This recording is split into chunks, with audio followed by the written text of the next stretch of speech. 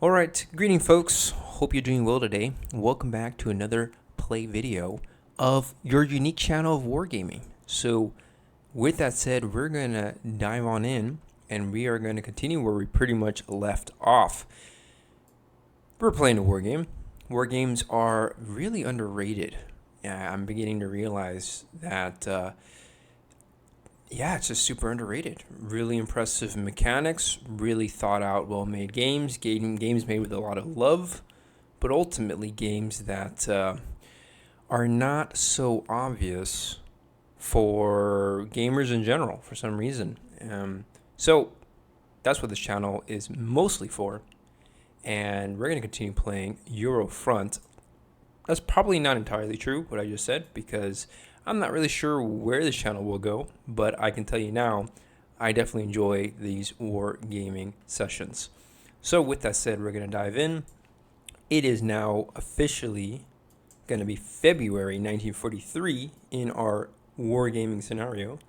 And last turn, the German army did launch a limited counteroffensive in the central sector of the front, basically in an effort to keep at least maintain strategic initiative, or at least strategic parity with the Soviet army. The Soviets launched a really effective offensive back in, it was the month of December, and that combined with the Allied landings in French North Africa, both have changed the strategic situation in the war. So it really does feel like 1943. It doesn't really feel like the Axis high tide anymore necessarily. Nevertheless, the German army is still very powerful. They still arguably have the best army in Europe at the present moment. Maybe the only army that can really match them are the Soviets. I would say that the Allied forces have very good troops, but they just don't have enough of them. While the Soviets have a lot of troops, but their whole structure is fundamentally different. And so yeah, let's just dive in. Start the log file and go ahead and see where this turn goes. See what happens. Curious to know. So I'm going to start this file here. Start the production for February 1943. And let's see here. Do we get any reinforcements, any special units arriving in this month? We do. We actually will receive, wow, it's already happening. But we're now receiving these Waffen-SS formations. Now, a little bit of commentary on the Waffen-SS formations. I have reason to believe that they're completely overrated. That said, they were elite. They were considered to be the best of the best for the German, the German military. Technically, they weren't part of the Wehrmacht. They weren't part of the German army. The actual SS was like a government in a government. The Waffen-SS happens to be the army branch of that government in a government. It was controlled by Himmler. But these troops, were trained to be combat troops. They were also occupying forces. But when what I've come to understand is that as the war progressed, like many other German formations, their fighting quality deteriorated. It may have also been in part because the Waffen-SS tried to expand as the war went on. They started recruiting more and more troops and more forces. In fact, if you look at the map here, you can see that 5 other SS Corps will arrive as the conflict goes on. But as their fighting quality expands, or at least not the fighting quality, the actual quantity of troops expands, their fighting quality was reduced. And so that combined with what they were doing when they weren't in a combat situation makes them a very controversial formation. So it's interesting that we have them in this game. Now, some of the advantages, really the only notable advantage that these formations are going to have is that the tank corps have triple fire rather than the usual double fire that most formations have. Their production costs are exactly the same, which is sort of odd. I would have expected them to cost more, but in this game they cost the same. And then I believe these mech units have triple fire defense, but double fire offense. And I don't know if this table here talks about these units in any way. I don't really see any information on that, but I'm pretty certain that these units have triple fire, at least the tank corps have triple fire offense and defense. And then the mech fire double fire offensively, triple fire defensively, right? So they basically act as like specialized tank formations. So we're going to put them to good use. Now, historically in the war, right around this time, we saw the very famous Manstein counteroffensive. Why was it so famous? Probably because it was like a textbook operation. It was on a much smaller scale than many of the other operations in the war. Nevertheless, the German Wehrmacht did achieve a big victory. It was also amplified by a lot of the Nazi propaganda, right? That was a really big thing that they were doing. They needed like some sort of win on like the political front. I would direct you to the World War II channel. That would talk a lot about that.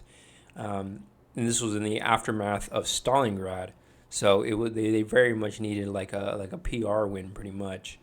And so that was a big part of it. Another thing to point out is that in the Cold War period, and this is really more for any historians out there, but in the Cold War period, when the United States was at war with the Soviet Union, or it was a Cold War with the Soviet Union, they basically relied a lot on German information to understand the Soviet adversary, and so ultimately much of the understanding of the Eastern Front of World War II, the fact that it's called the Eastern Front, it suggests kind of this bias, and so fundamentally most of the analyses throughout the 20th century of the Eastern Front had this German bias, and the bias came from whichever generals won the war, or excuse me, not won the war, but either survived the war or we'll say won in their campaign, won in their career is the word I'm looking for.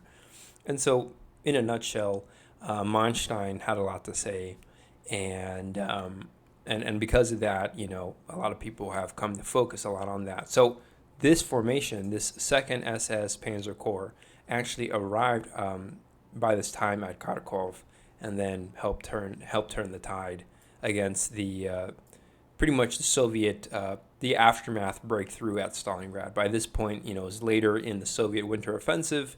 Soviet formations were pretty exhausted by that point, and then they were going toe to toe with this fresh German unit. So my strategy in this game is that I kind of want to concentrate these units, the more the merrier, basically. And so I'm thinking, let's just try to send as many as we can to the Eastern Front. This 1st SS Panzer Corps, I believe, stayed in France to kind of protect against an Allied landing there. Now, speaking of which, it is February. We should probably look at the weather. In fact, we already are going to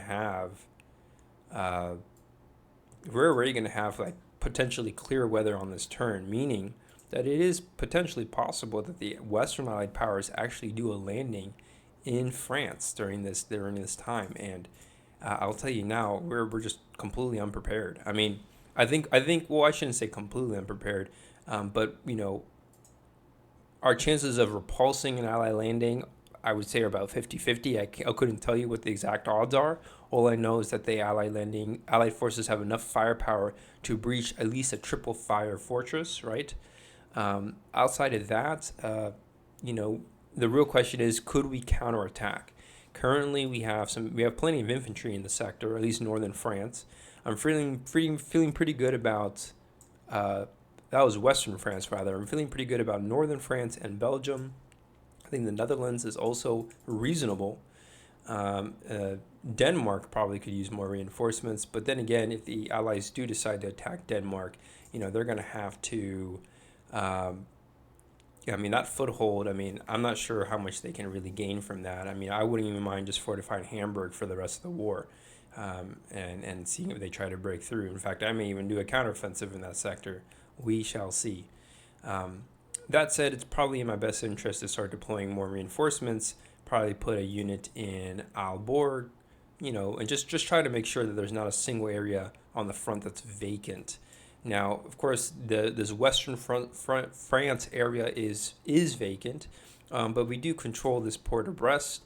As long as we control that port, we control the naval base in that sea basin.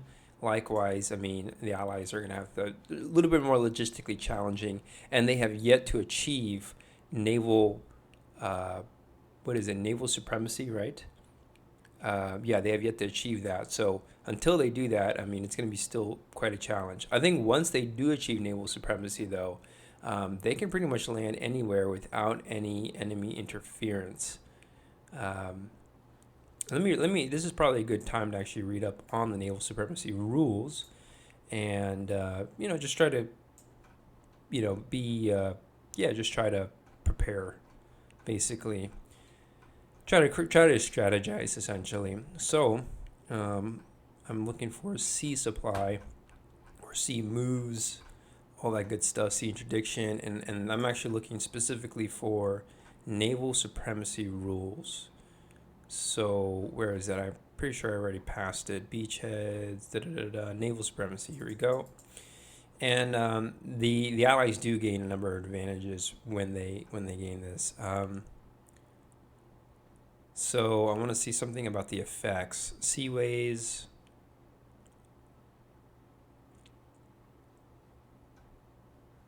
Here we go. Naval supremacy effects. It doubles the range of sea moves. That's a really big game changer. Sea invasions, same thing. They double the range. So just way more efficiency for the movement for the Allies. Double the efficiency. They also doubles their combat support command range for the HQs, which is also really impressive. And naval supremacy reduces the chances of friendly sea assaults being repulsed. It also increases the chances of successful sea interdiction. And with friendly naval supremacy, okay. So I think the rule I'm actually looking for is naval air supremacy, which eventually does kick in for the Allies at some point. I think it's later in 1943. It says, with both air and naval supremacy, an engaged port can supply any number of units. But I guess what I'm really looking for is air supremacy. Pretty sure air supremacy basically negates any interference from the even the naval bases. So let me see if I can find that here. So good, Control F will help. And then let's see if we can find any rules. Here we go. So, it comes into effect in 1944. And then, Axis movements are going to be suppressed. It says all Atlantic Basin seas become Allied control. That's what I'm looking for. So in other words, once the Allies achieve air supremacy in 1944, it doesn't matter if this naval base is even controlled by the Axis, this basin is considered basically Allied control. So that won't happen for another year. So we don't have to worry too much about that. If we look at production, we look at Western Front production, our production points are, I think I increased it by 5, right? So 1, 2, 3, 4, 5. This should be at 31, actually. Western Front production.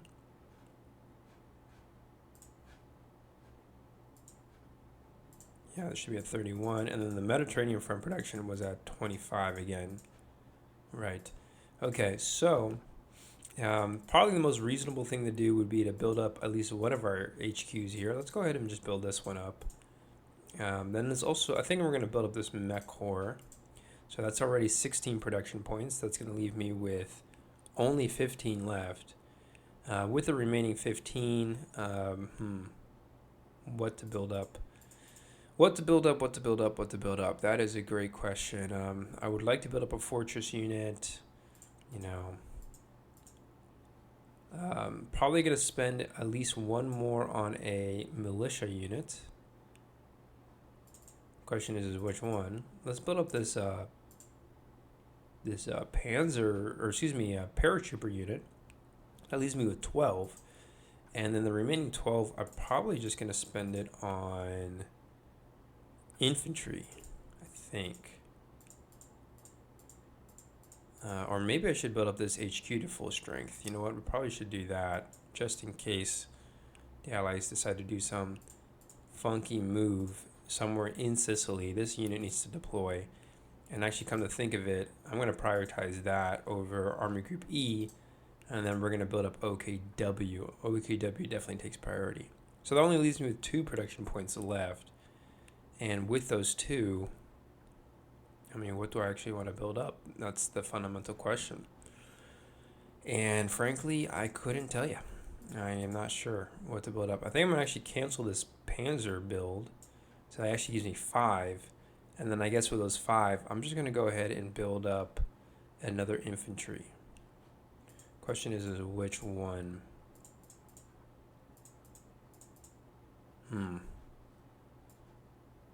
Not too many options, really. Probably want to build up... I mean, it's not going to make too much of a difference, whichever one I actually pick and choose. But... probably want to have a unit built up. I say, let's just build up this one here in Rome. Okay, and then we have 1 more production point. We're just going to throw it out. And then we have 25 here in the Mediterranean front. We're going to do the dice rolls for that. Got some pretty good dice rolls. That's 12 plus another 11 for 23. And let's go ahead and build up more HQs here.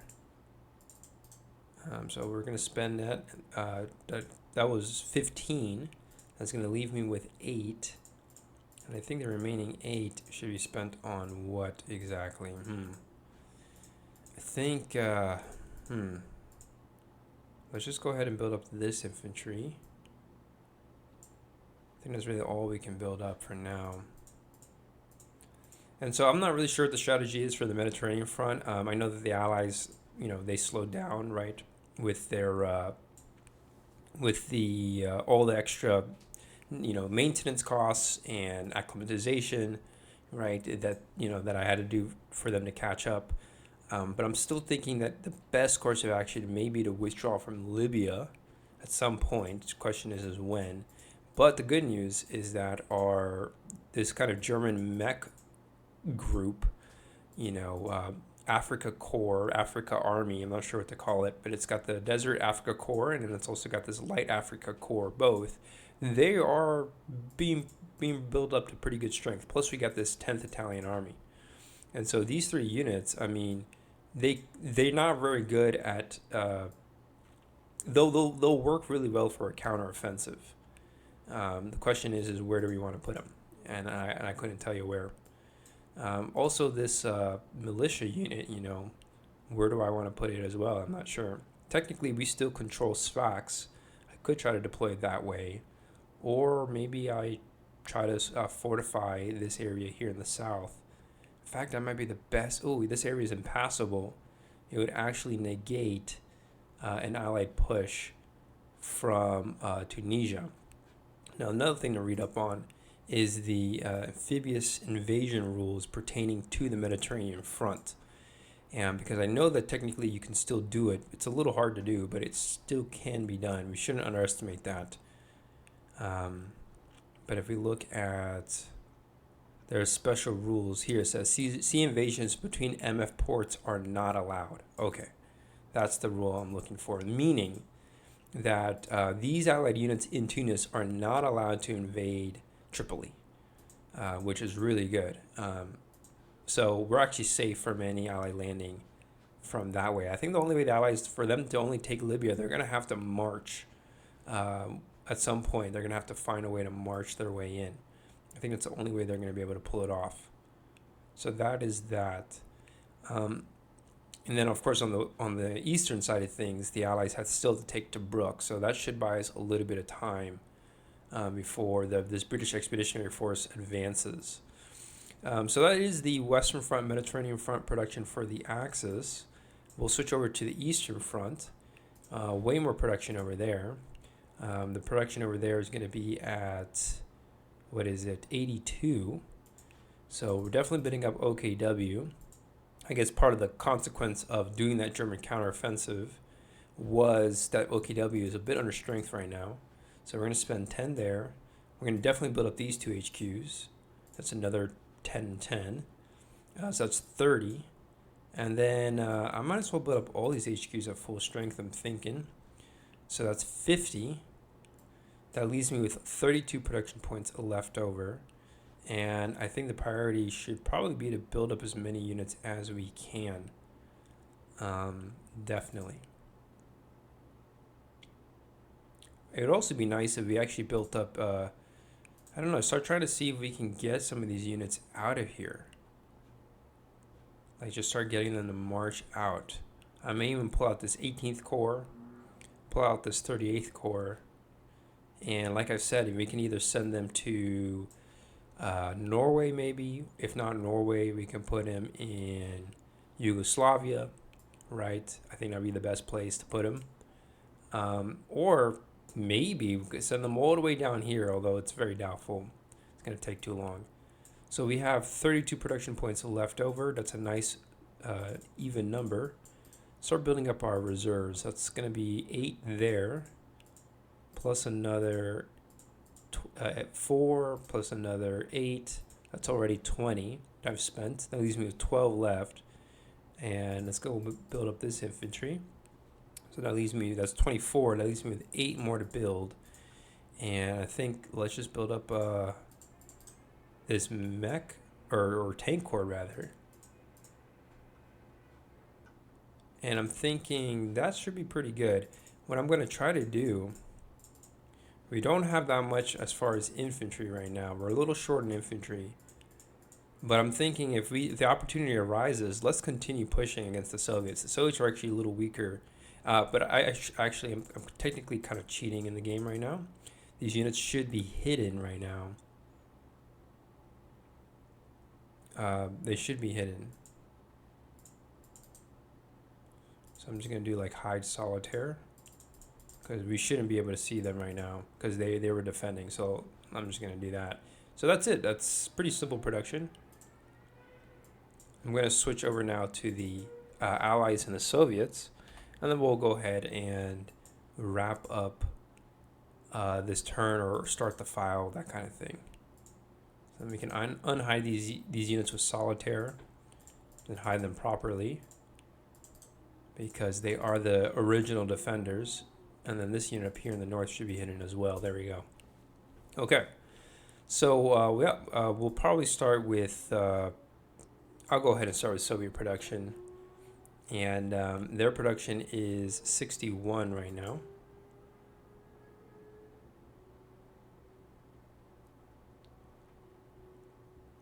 And so what I'm going to do is, with 61 production points, the German offensive was pretty good. I mean, it pinned down these Soviet units. And frankly, although the Soviets did launch a good offensive, they are a little under strength, quite frankly. So I think, oddly enough, I may have to pull these Soviet formations back, which is really weird, to say. But I'm still having a lot of difficulty in this game, like managing Soviet reserves. I'm starting to notice either that, or it just feels like this game just doesn't seem like I have enough Soviet troops. I would think I would have more, like a much larger numerical advantage compared to the German army, to the Osttier.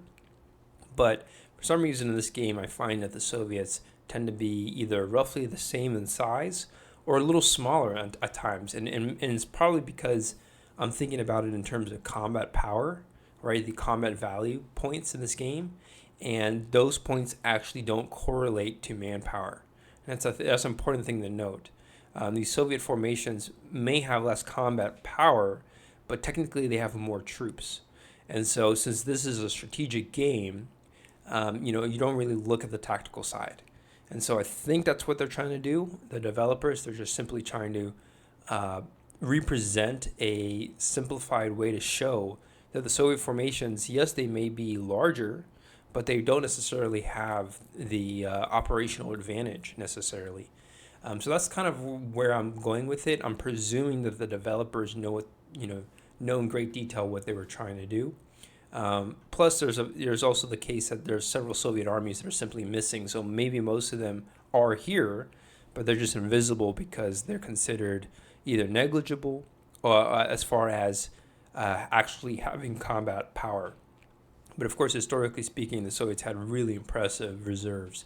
Or maybe the other thing to point out, and this is something that I'm really learning about the Eastern Front, is that most of us, probably most of us Westerners, but really I think everybody in general, when it comes to World War II, most of us really assume that the Soviet army was this endless, just endless source of manpower that like never had any real trouble with manpower shortage. While although they did have a powerful reserve, they had a lot of troops in their reserve. Actually equipping, training, and supplying their armies is a whole another story.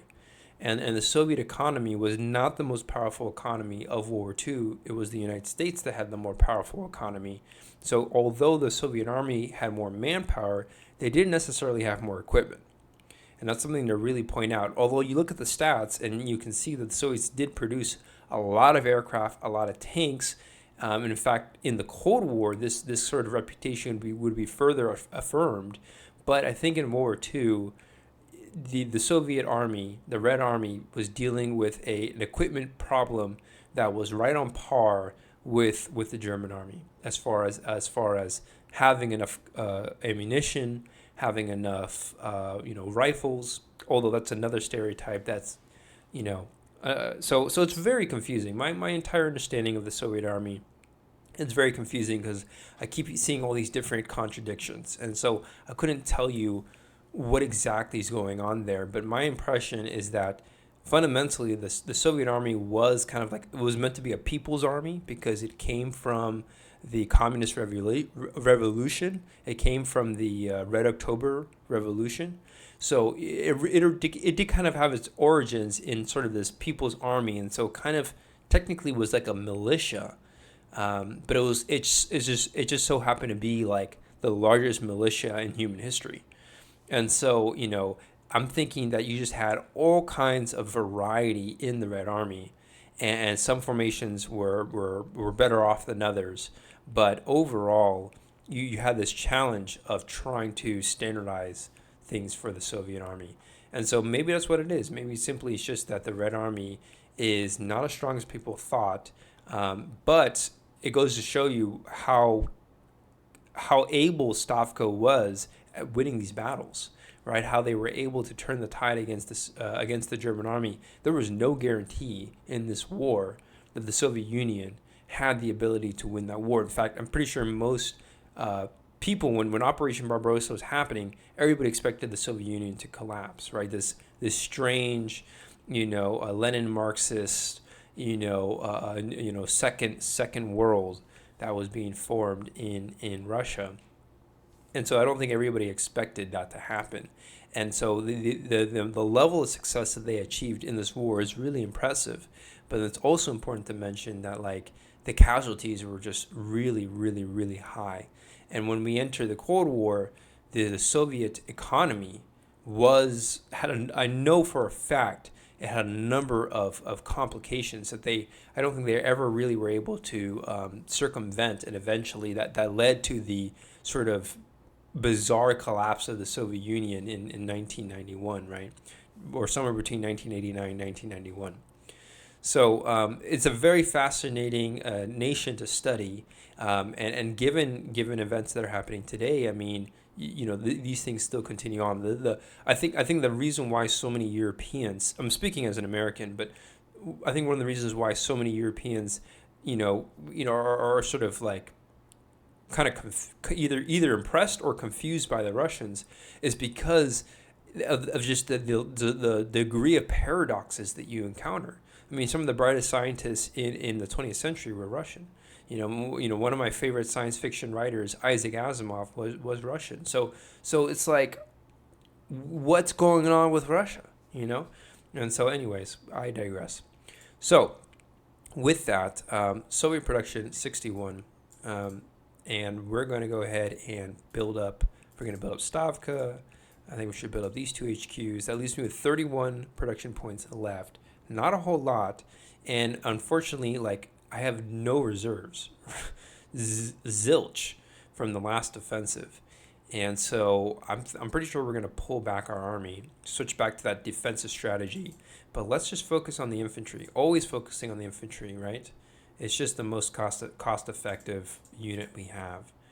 And then I think I was a little lackluster on the last turn with the Soviet moves over here. I think if the German army pull back, we should probably chase them down.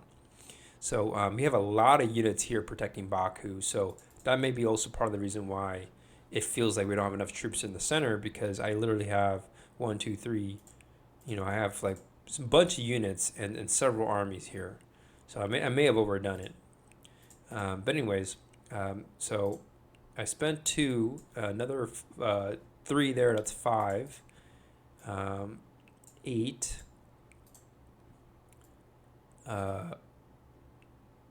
11.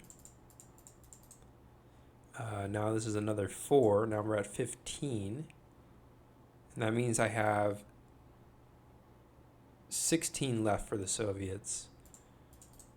So that's going to be another 3. And then, boom, that's another 2. So that's 5. That leaves me with 11 left. I'm really thinking that at this point, probably the best thing that we could buy right now, I'm pretty sure with 11 left, I'm going to cancel this build. It's going to put me, that's minus, or plus 3 rather. It's going to put me back up to 14. And I think this is a good time to start building up as many reserves as we can. Or maybe I still have to wait another turn before we do. But I really want to make sure the Soviets have as many mobile units as they can. That's the one advantage that they have in this game, is that they have so many mobile formations.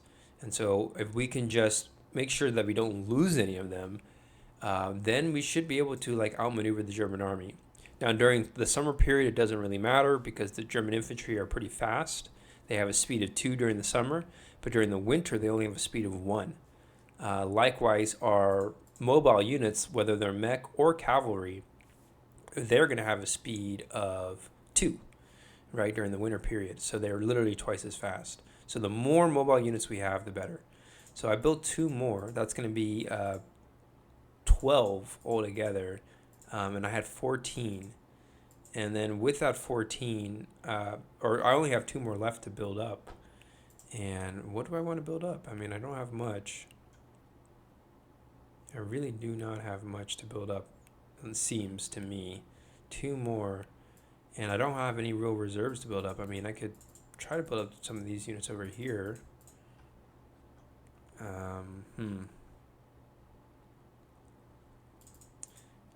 Yeah. Or maybe I should cancel that build and then maybe build up another unit. That seems better. Let's just cancel this build here. And then I'm going to build up a tank unit since it has a little bit more firepower. And that way, I'm feeling pretty good about these formations. It just takes time to rebuild the Red Army. That's what I'm learning. Okay. Western Front production. Probably start with the Mediterranean front. They're going to have 35 production points on the Western Front for sure. Right, yeah, 35. So let's do the dice roll. That's going to be 35 divided by 5 is 7, so that's 7 dice roll. Ooh, they got really good dice roll. They got 9, that's 19. 19 plus another 12 is, this is 12, that's 17.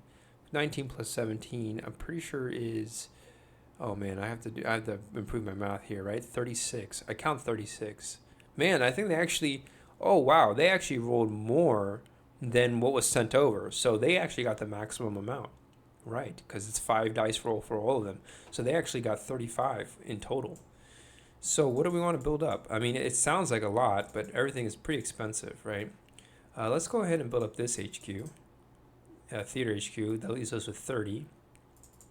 And I also have to do naval maintenance, desert maintenance with this one French unit. Oh, and this British unit. So they actually only have 25. Okay, well, I'm beginning to realize the desert maintenance is quite a nuisance, and I kind of want to pull these units out as soon as I can. Although I'm pretty sure this French unit is restricted to French territory. I got to read up on the revolt rules, but that was essentially how that unit entered the conflict. Britain here says France, French armistice. I'm pretty sure we're looking for conquest, or when a satellite state surrenders. I'm pretty sure that's in section 16. Demoralization, ambivalence, armistice, no. Revolt, here we go. Nations that have been defeated, okay, it says France. Once exploited, France can revolt if national hexes are controlled by allies. Soviets can only happen once, multiple attempts.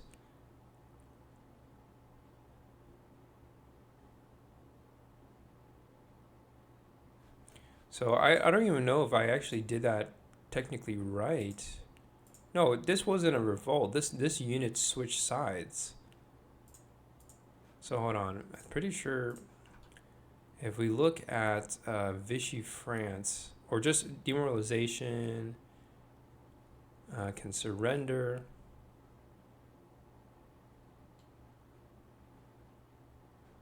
But I want to learn more about the, I guess this is the revolt.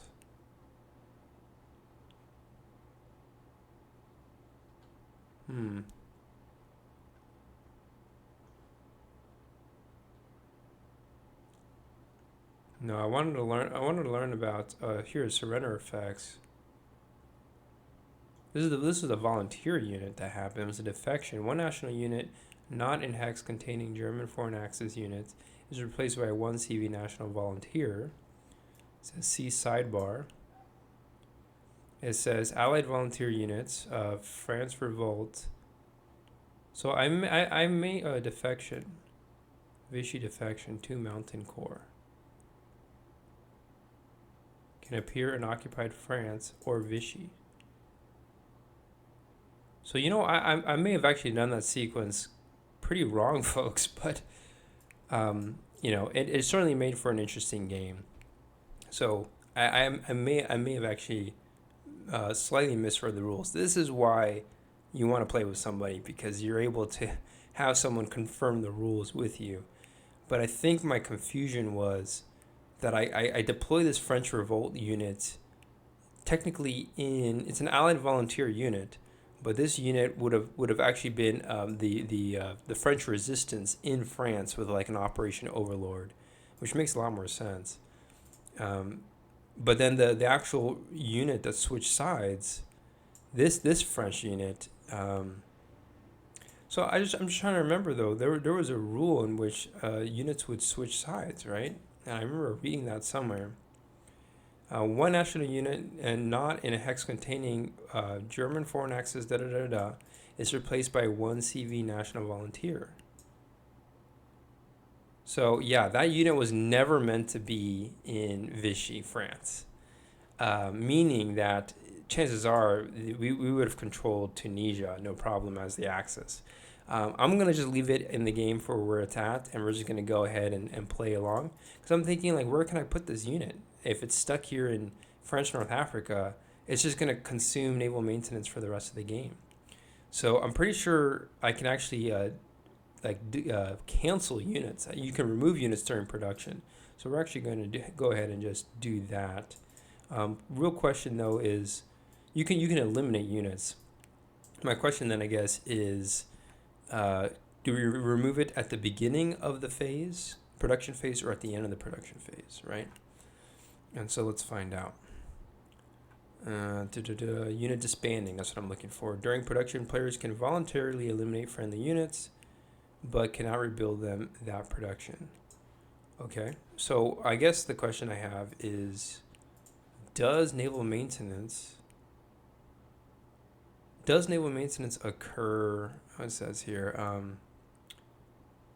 before or after production? Okay, it happens before. So we are going to do the -5 there, -5. So we only have 25 left, and I spent 5 over here. in Alexandria. So that leaves me with 20. We're going to just disband this unit. And I guess what I'll do is I'm going to disband the unit. It did what it had to do. It took Tunisia very well, and it's going to retire. We're going to disband that unit. Then what I'll do instead, disband that unit, and I will now redeploy this Vichy French mountain unit. We'll put it in Tunisia there. Nice. And now that you can see it has the yellow icon there, it's a veteran unit, so we do not have to worry about desert maintenance. Excellent. Okay. So only one desert maintenance unit to worry about now. So that's that. We still have 20 production points left. And what do we want to buy? I probably want to build up these American, at least this American unit. That's going to cost 6. Okay, build one of them up. Let's build up this British unit. That's another 6, so it's 12. That leaves me with 8 more to build up. If I look, the British dead pile is pretty freaking big right now, really freaking big. And I'll tell you now, I mean, trying to conquer Libya is not going to be a cakewalk for the British. We're going to need more ground forces. I'm hoping, though, the Americans are pretty strong in Tunisia, but I will say that, like, unless we decide to have an occupying fort, we need to protect Tunisia, Tunis, because the Axis could always launch a counteroffensive, their own amphibious invasion.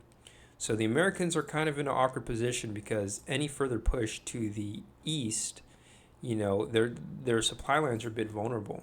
And to make matters a bit worse, we just don't have any more reinforcements for the Americans or the British. Pretty much we will get a little bit more units, but not until September. We got the Polish unit, we got units that are basically not designed to operate in North Africa, basically. So I'm thinking the best strategy right now, I'm going to cancel this build. So that leaves me with 12 production points left over, right? No, excuse me. If I had 20 originally, and that leaves me with 20 minus 6 is 14. Right, yeah, so I got 14. There really isn't much more that we can build up. Yeah, so, I'm not sure what to do with the allies overall. It's kind of, I'm going to go back to the 20. We're going to build up this HQ. Or you know what? Yeah, I don't know what to build. If you can't tell already, I'm not sure what to build right now. The dead pile, most of these units are just too expensive.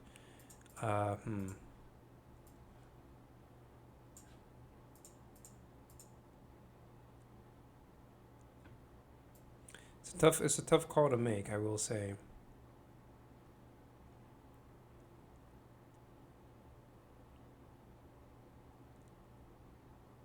Well, I just realized because of the acclimatization rule,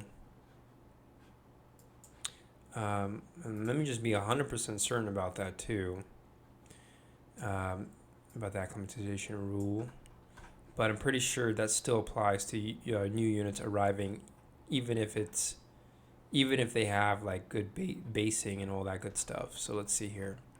Northern Front, Mediterranean Front, build, desert maintenance, nope. We're looking for acclimatization. Now it says North African victory cancels acclimatization. We haven't achieved that just yet. I know that much.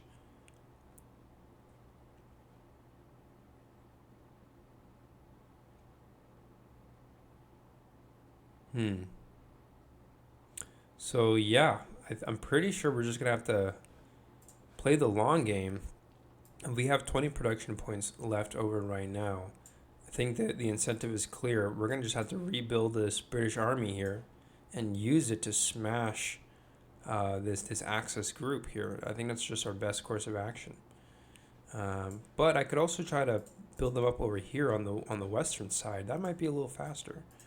So let's go ahead with 20 left. I'm going to go ahead and build up this British unit, and it's going to cost 18 production points to build up, right? Build up its cadre. Yeah, we're just going to put it there. Boom. Okay. Simple build there. And that will sum up our production for the turn. That looks a little sus to me right now. Hold on. I might start the sequence all over again.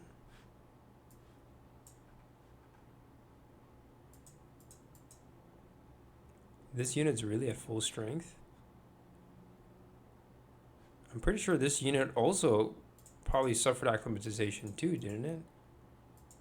No, I guess I built it up on the last turn. Okay. I'm just gonna do that one more time. That was another 5, and then we're going to put these rebel units back, or put that guy there, and then build this guy up. So, believe it or not, we still have a while before this campaign comes to an end. I don't know how soon the Allies are going to be able to dislodge the Axis in Libya. They look, at least from what we can tell here, 3 and 3, all these like 3 stacked areas, they look pretty formidable. So that's tough. Tough for the Allies, for sure. Just when you thought it would be a cakewalk victory, it really isn't. What else? Western Front production should be better.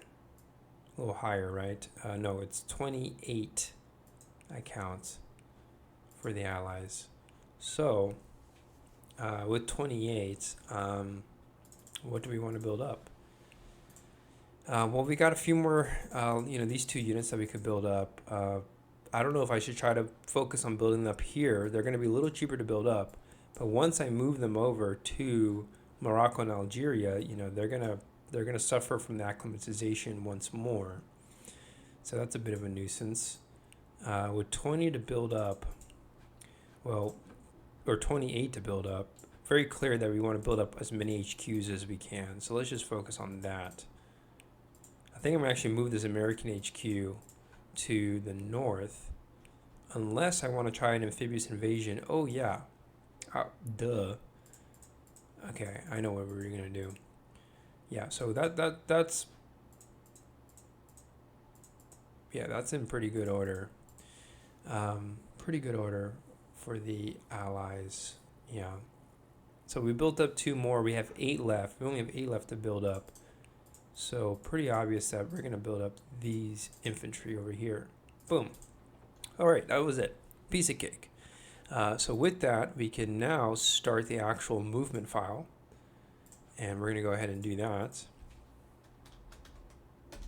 So I'm going to do a dice roll for weather on the Western Front, as well as this dice roll is also going to be our sea storms. It is odd, so we're going to get mud on the Western Front.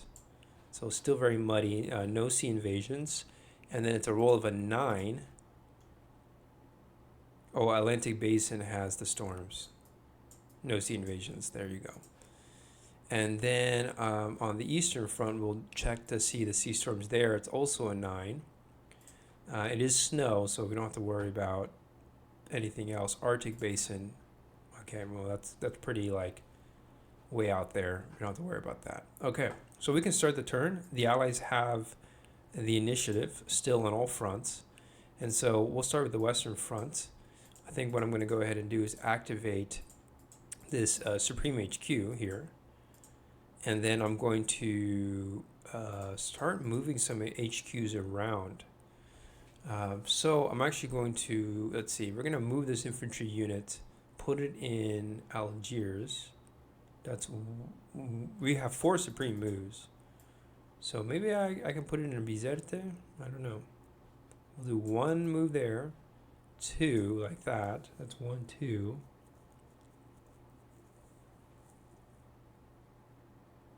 Just a little switcheroo there.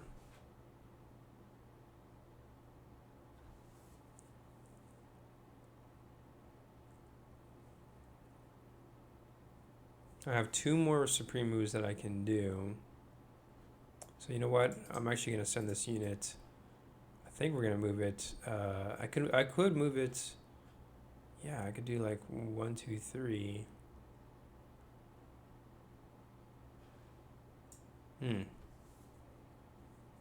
No, it seems to be fine where it's at.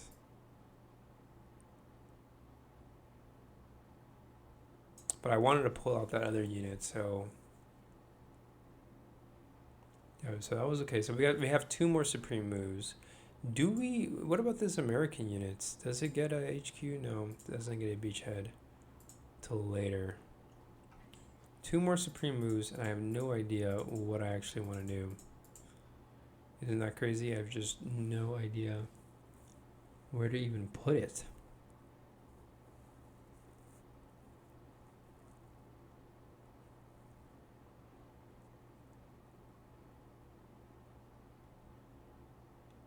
Two supreme moves, and I couldn't tell you. Couldn't even tell you where I want to put it.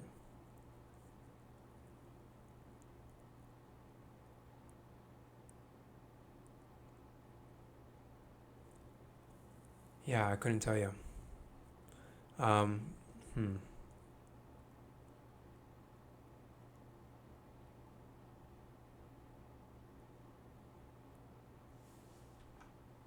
Hmm. So that was 2 supreme moves. Yeah, I can't tell you what the other supreme moves even are going to be. I wish I had a clearer idea, but I just can't even think of any good moves right now. I think I was going to move this American HQ back, right? Let's probably the better move. The question is do I want to use this American unit in the Mediterranean, or do I want to use it in France? I'm pretty sure I want to use it in the Mediterranean, because I kind of have an idea of what we could do maybe on the next turn potentially to rock the boat for the Axis rather. Yeah, so I think we're gonna just leave it there for now.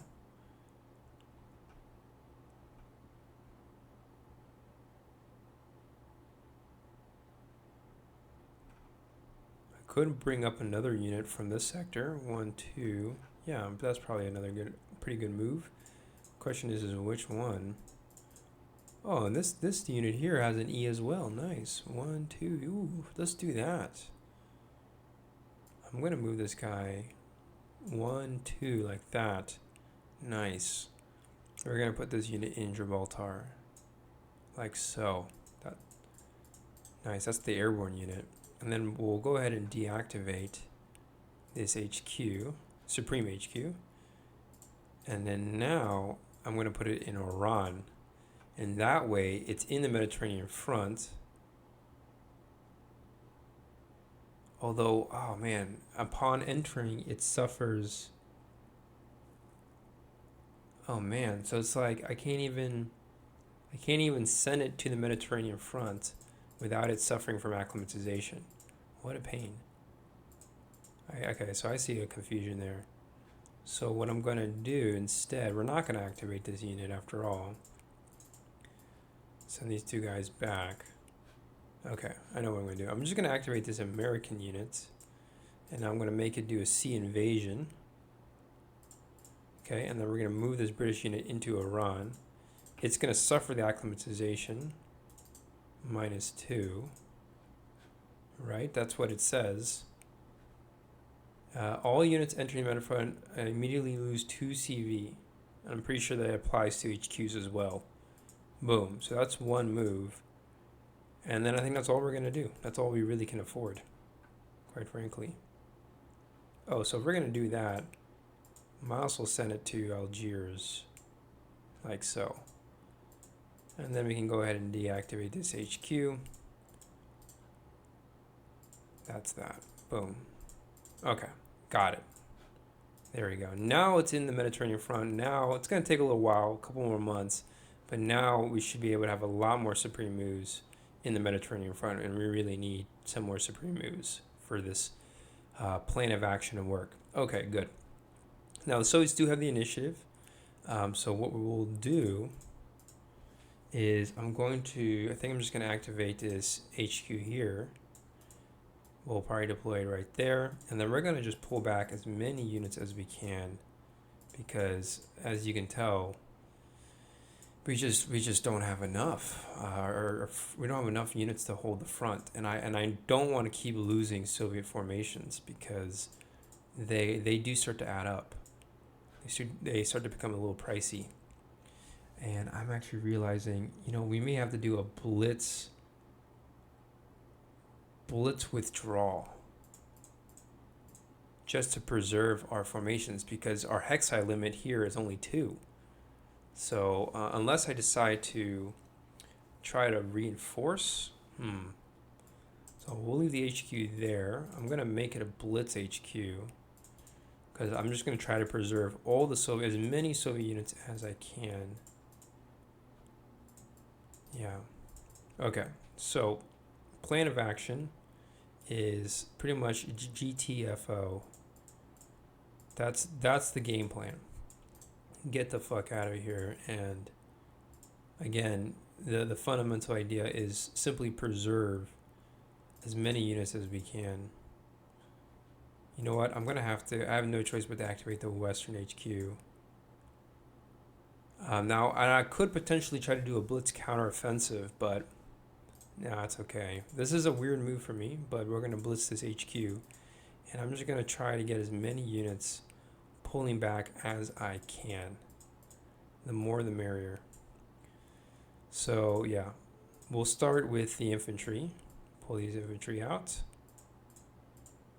And then, so that's one move. Also want to control these formations way out here.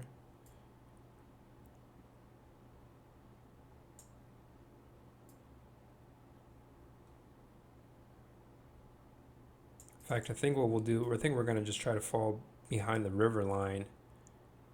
Probably the better option. Safer option.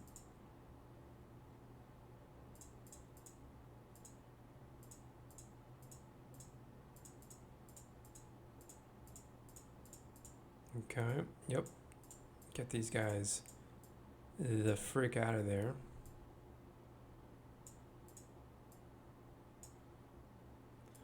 And then this one unit, I think should I leave a rear guard behind? Yeah, we'll probably just go ahead and leave a rear guard behind. That guy can stay. And then this guy goes there, and then I think this guy's gonna go there as well.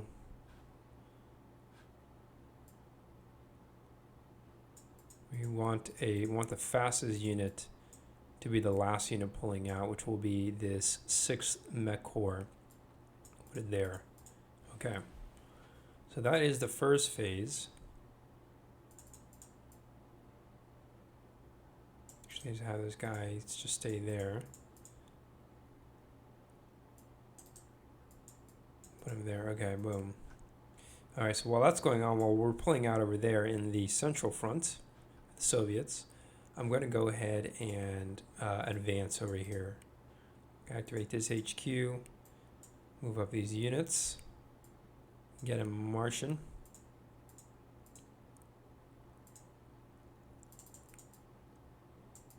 Just going to stack up all these Soviet units right there, pretty much make it impassable for the German army, or yeah, the German army, Soviet army. And then we'll deactivate this HQ, put it in Tbilisi, and then, oh, you know what? Since those units are in range, let's go back, keep it activated, and then let's just try to advance a few more units out of here. Put this unit there, for example. I think I'm gonna go ahead and activate Stavka as well. And then we're gonna just try to get as many units moving up. So let's get that unit there. Let's get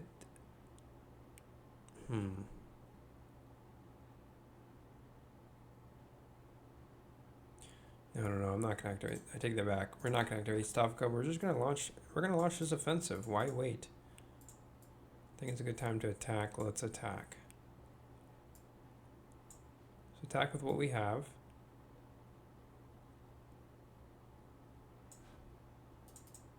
Or maybe not. No. We will activate Stavka. So I think the idea with the Soviets is you don't want to, if you don't have the combat advantage, then don't attack. Instead, take advantage of the terrain and try to just get as many units as you can moving up. Try to keep the German army off guard. That's kind of the fundamental idea. I guess we'll do that. Oh man. All right. Hold on. I'm gonna do all that one more time. A little frustrating, I will say. So supreme moves. This is going to be 1. That's a rail move. I think I should attack. I think I need to attack, don't I? So that's 1 move. 2, 3. How about that? That's much better. 1, 2, 3. That guy moved up there. Nice. Okay, that's much better. So we're going to set up the attack. We're not going to attack just yet. So that's 1, 2, 3. I got 3 more. Let's see. 1, 2, 3.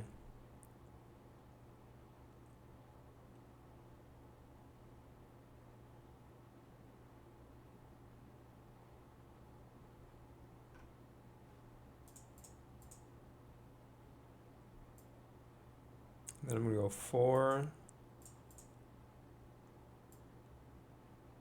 Excuse me, 1, 2, 3.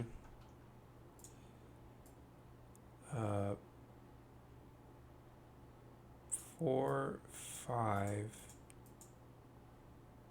6. I think that's what I want to do. 1, 2, 3, 4, 5, 6.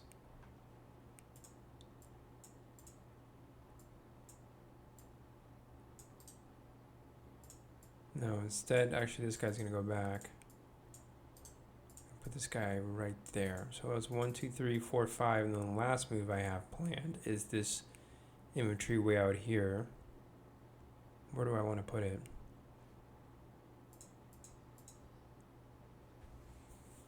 I think I want to put it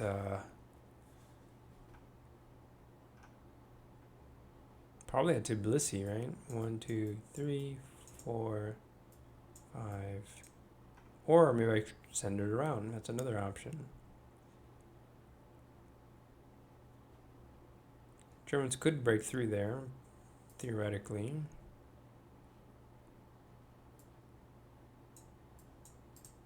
So let's just get this guy moving up and then put him there. Okay. Not bad. Not bad. It's an okay set of moves. I think it's pretty good, though. Pretty good, pretty good. Okay. I'm feeling pretty confident about our setup.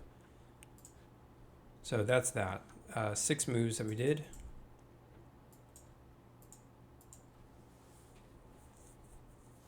Any other supreme moves I could do? Okay. So that is that. That was the first phase of movement. Now we can do the blitz phase for the Soviets. And we're going to... oh, I forgot to do the pursuit fire, right? Let's do that. So it's going to be 2 units that are speed of 2 right now. So they get to roll 8 dice against the 6 mech core. They do wipe it out. Ouch. They score 2 hits. That's gone. Now we can do the blitz phase. And what I'm going to go ahead and do is pull out these tank corps, tank armies, tank corps, and pull this guy out first. This guy can pull out second.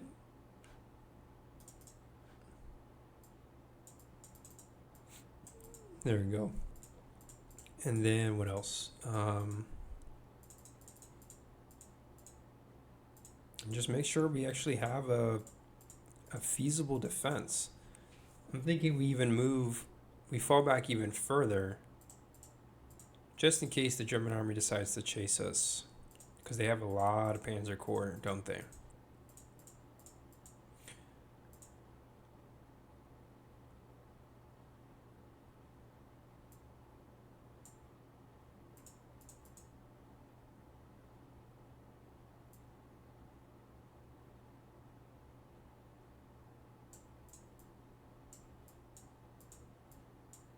I think again we're gonna leave our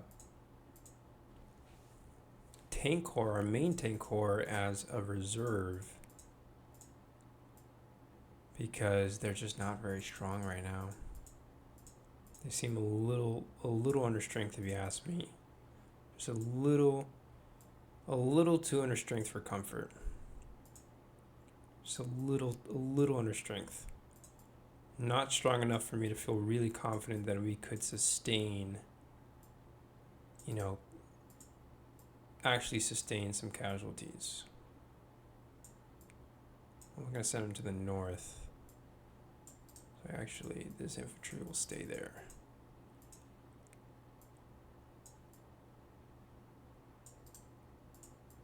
Okay, there we go. And then I sent that guy there. That's not a good place to put him. Send this guy here, put him there. Okay. Just trying to clean it up. Clean up our defense. Let's get all three formations, have them move up to the north like that. And then we're still vulnerable to a German offensive, counteroffensive. I don't want to sustain any casualties right now. Just not interested in it. Thanks, but no thanks. Hard pass.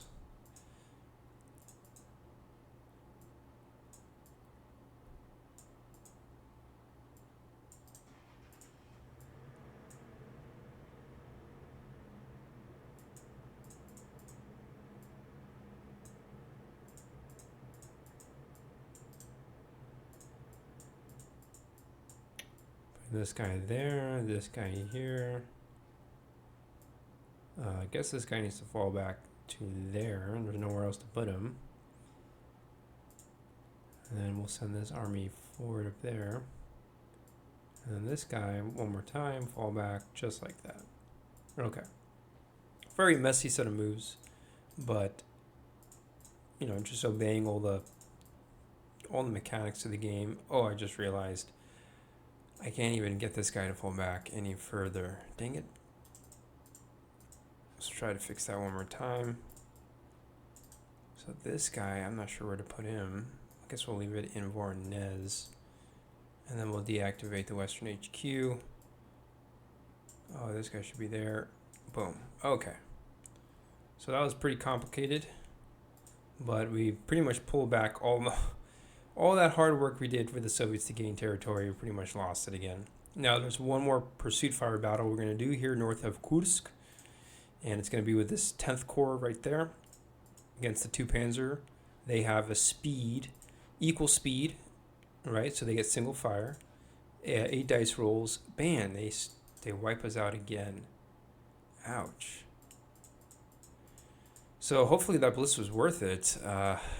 Trying to preserve at least, you know, I mean, I guess we didn't really gain too much from it, but at least we pulled back. And we should be out of range of a German counteroffensive. So that's the good news. And that's it. That's it for this turn. We can now switch over to the Axis side and see what they will do on this turn. So for the Axis on the Western Front, not much to do. I'm going to keep this OKW in reserve. Whatever the Allies plan to do, we're going to have to respond to that, and I don't want to use it preemptively. But I will tell you now, it sure would be nice if we had more defensive positions. For example, this port of Toulon should be protected, I think. Definitely. Just try to spread out my units, try to defend as many ports as we can. It's not going to get any easier, but I think I'm going to wait until the next fortnight to do that, because then we have production right after that. So we'll pass for the Axis on the Western Front and the Mediterranean Front both. Yeah, I think we'll pass.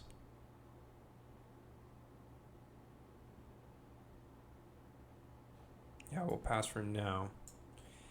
Eastern Front, Germans have achieved a local victory around Kursk.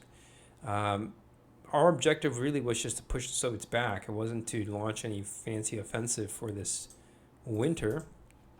So I think what we're going to do is just do an unsupported battle here at Belgorod and try to wipe out this Soviet rearguard. The Soviets do score a hit. Nice.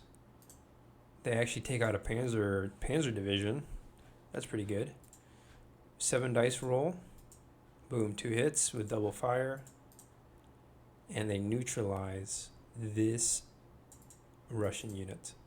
Just like that. Okay. Mission accomplished for the German army. Soviets did have a successful offensive, but they have a lot more learning to do if they want to win the war at some point in the future. We're going to pass on the turn for the German army. No need to spend it on attacking. We can wait until the summer for that.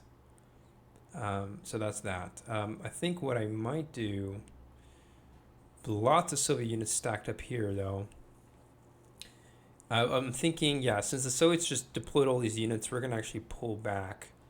We're going to start pulling back from this area. So I'm actually going to activate Army Group A. Do I want to give up Batumi? Do I want to give up Batumi, yes or no? That's a good question, and it doesn't look like the situation over here in the south is really looking very good for the Axis. I really would rather not lose Batumi, but I just don't think we can hold the line much longer.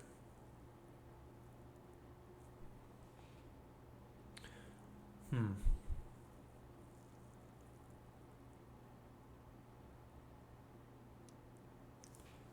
think we're going to activate Army Group C, deploy it there,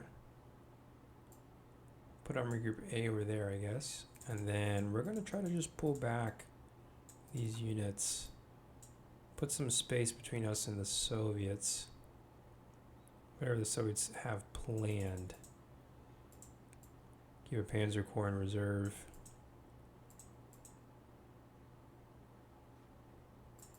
And then, you know,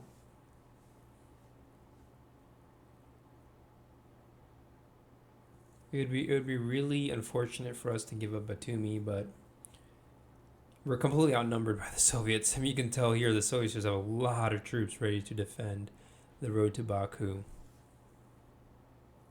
Now, we can try to hold the line, but chances are we're going to suffer some casualties in the coming months. So I think we're going to just try to hold the line, and if we really need to pull out, we will. So yeah, then I'll go ahead and deactivate Army Group Center, and then we'll put it on my corp right there. So just a simple withdrawal, really, nothing too fancy. We'll put this guy here, put that unit there, it's at full strength. There we go. Okay, just like that. Okay. So that's going to be the Axis turn. We can now move on to the next fortnight. Switch over to the Soviets. And let's try to wrap up this turn in a timely fashion. We are going to advance with the Soviets. Or maybe we won't. Maybe we'll, I think we may even pass with the Red Army.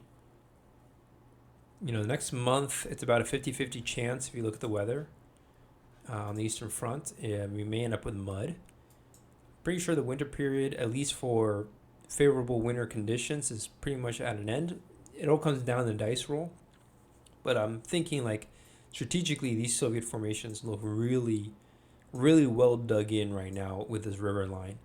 The river line doesn't really matter in the winter period, but it will matter a lot during the summer period. So I'm thinking, why try to cross this river line when we're going to have to deal with a much more mobile German army in the summer? Let's just hold the line here. Don't have to worry about that. Let's attack. Yeah, no, let's hold the line and let's just focus on building up reinforcements. I want the Soviet army to match the German army in combat power for the coming year. And that's only going to happen if we can focus on not spending it on HQs, but focus it on spending it on ground units. I think that's the key. So that's what we're going to try to do. So I'm going to pass with the Soviets, I want to match parity with them for 1943, especially during the summertime. So that's that. The Allies, they don't really have much as far as production as well. I guess what I could do is activate this HQ here. Oops. And then what I'll do is move up this army group, like right there. And we can maybe try to eventually set up an attack very soon on, yeah, basically make an attack very soon on, whatchamacallit, somewhere over there. And then, you know what I'm going to do? I'm actually going to do a rail move. We're going to move this unit. Since the Axis did not do any diplomatic events, I'm going to move this unit back to, we'll put it in Palestine for now. But my goal is actually to get it to in Iraq, because we don't want to lose Iraq to some Iraqi revolt, basically. So that's that. And I think that's all we're going to do for the Allies from the West. Soviets are going to pass as well. We really don't have much HQ strength anyways for the Allies. So then I will switch back now to the Axis. And then now, you know, we could use OKW to move around units, or maybe I focus next turn on building up these other HQs. Could be another good option there.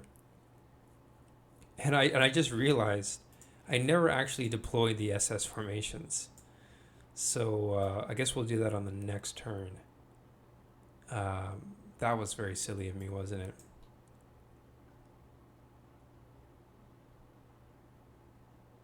But I mean, the Allies could, in theory, land in Toulon. And I feel pretty confident, though, that we can launch a counteroffensive. So I think we're going to pass. There's no need to spend it on HQs. They're just way too pricey. We're going to hold the line with what we got. So that's that. Eastern Front, pretty much the same situation. You know, we pulled back a little bit there, but we're going to hold the line. We're also going to hold the line here with just 2 corps. It may not be enough, but we'll see how well we do. I would like to transfer another unit there by rail if I can, but you know, if we can't, we can't. So that's it for now.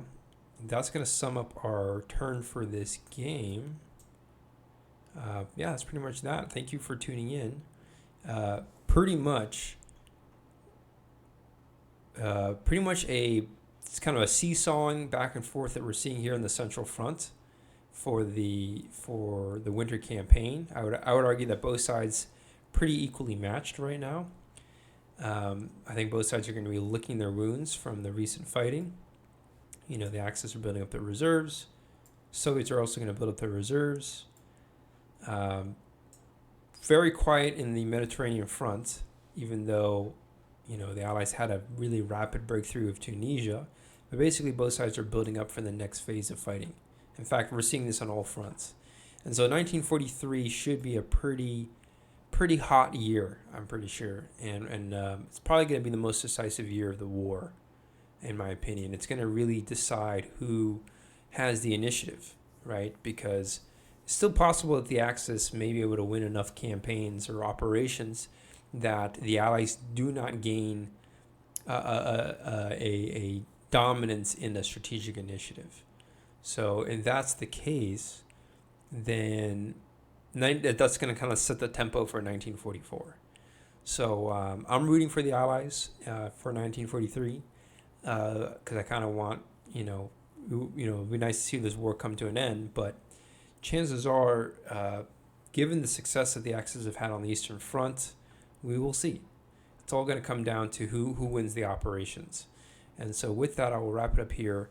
Thanks for tuning in. I'll see you all in the next video. Peace out.